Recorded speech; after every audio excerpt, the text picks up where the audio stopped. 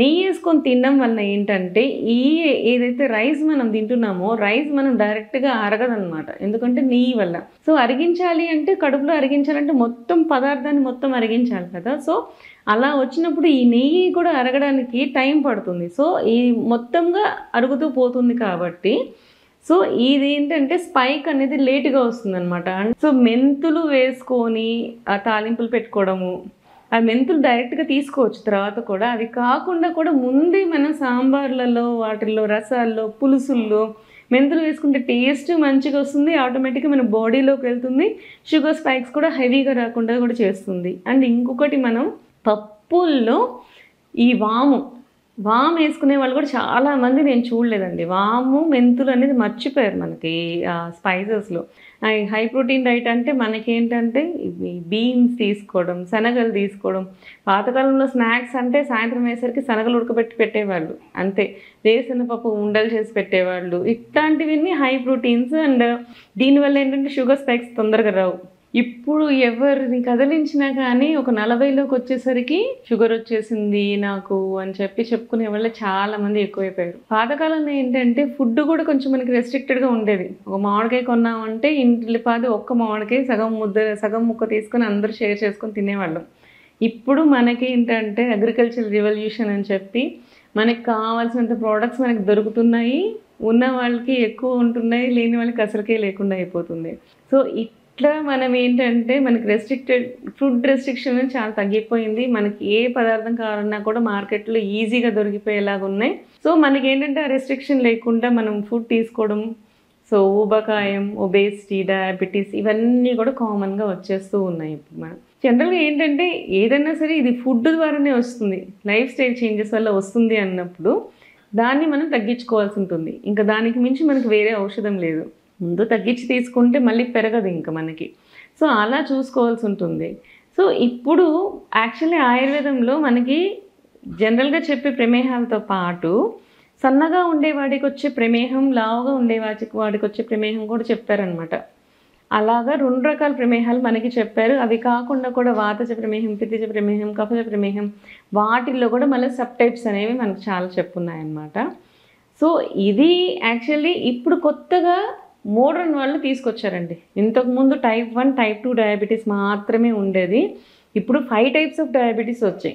Type 1 diabetes అంటే చిన్నపిల్లలకి వచ్చే డయాబెటీస్ అనమాట. హెరిడిటరీ డయాబెటీస్ ఉంటుంది మనకి, జన్యులోపం వలన ఇన్సులిన్ అనేది ప్రొడక్షన్ అవ్వకపోవడం వలన జరిగే డయాబెటీస్ అనమాట. దీనికి మనం ఏంటంటే ఇన్సులిన్ ఇంజెక్షన్ చేసుకుంటే తప్ప వాళ్ళకి శాశ్వత పరిష్కారం అనేది మనకి దొరకదు. సో 2 టైప్ ఆఫ్ డయాబెటీస్, ఇది టైప్ 2 డయాబెటీస్ అంటే non insulin dependent diabetes.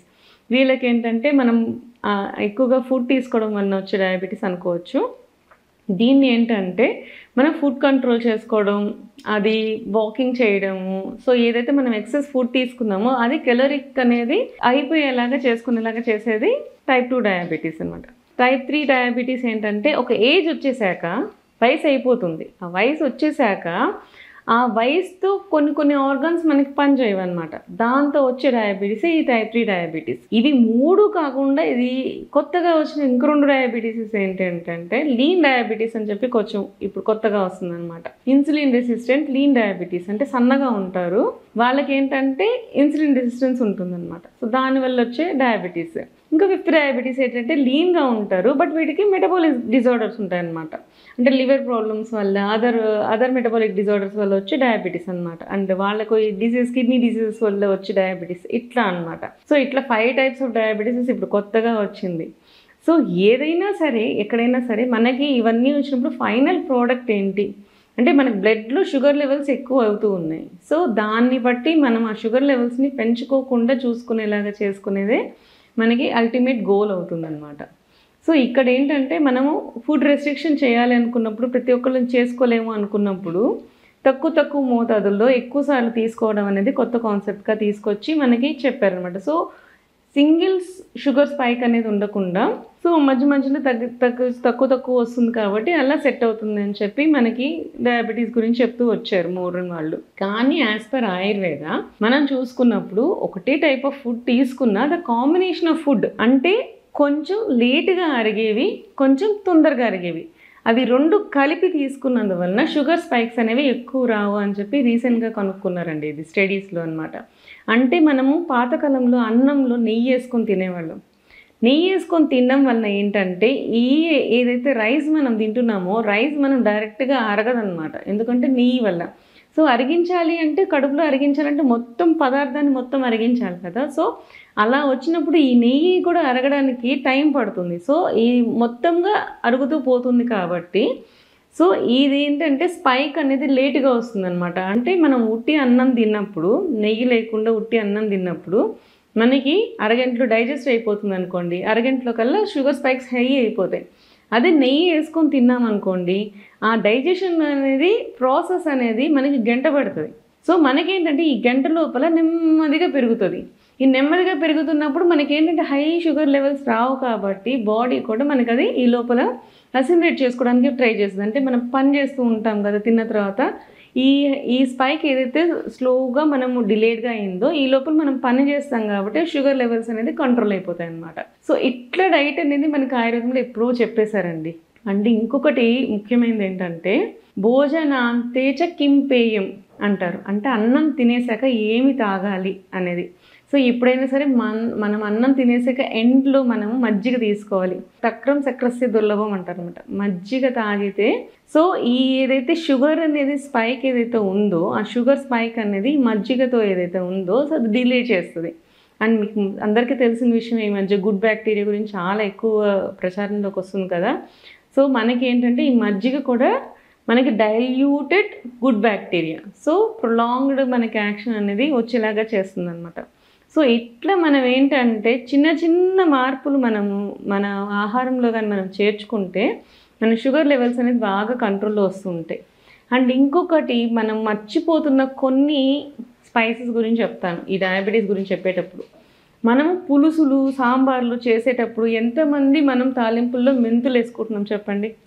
So మెంతులు వేసుకొని ఆ తాలింపులు పెట్టుకోవడము ఆ మెంతులు డైరెక్ట్గా తీసుకోవచ్చు తర్వాత కూడా. అది కాకుండా కూడా ముందే మనం సాంబార్లలో వాటిల్లో రసాల్లో పులుసుల్లో మెంతులు వేసుకుంటే టేస్ట్ మంచిగా వస్తుంది. ఆటోమేటిక్గా మన బాడీలోకి వెళ్తుంది.